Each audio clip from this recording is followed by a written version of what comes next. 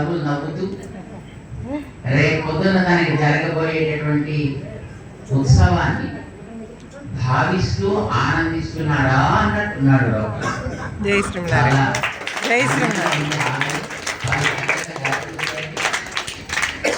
రామానుజుల వారు అక్కడ ముందర అద్భుతమైనటువంటి దర్శనం ఇస్తూ క్షేత్రంలోకి అందరినీ ఆహ్వానిస్తున్నట్టున్నారు. చాలా అద్భుతంగా ఉంది. అక్కడ ఆ సన్నిధి ఈ సన్నిధి బాగుంది. చుట్టూ ఉండేటటువంటి చిన్న చిన్న స్వామి యొక్క మందిరాలు, ఆ లోపల ఉండేటటువంటి వాళ్ళంతా కూడా పరమహంసలు అయితే ఆ పరమహంసల కోసం హంసలే స్వయంగా వచ్చి అక్కడ ఉన్నాయా అన్నట్టుగా ఉందన్నమాట. జై శ్రీరామ్. చక్కగా మంచి చక్కటి ప్రేమ భావనతోటి దానంతటినీ కూడా రూపుదిద్దారు.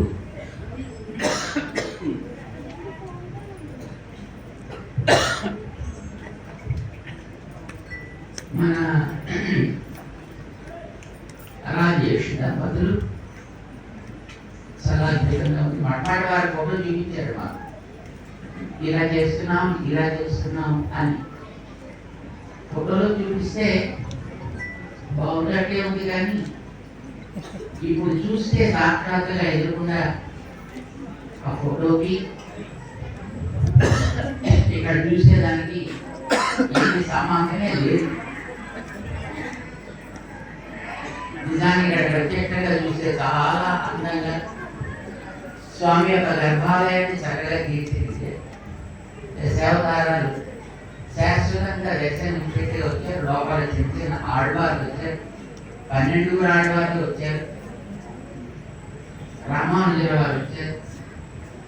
మంచి ప్రేమతోటి, చక్కటి శ్రద్ధతోటి, పరిపూర్ణమైనటువంటి భక్తితోటి దీన్ని తయారు చేసి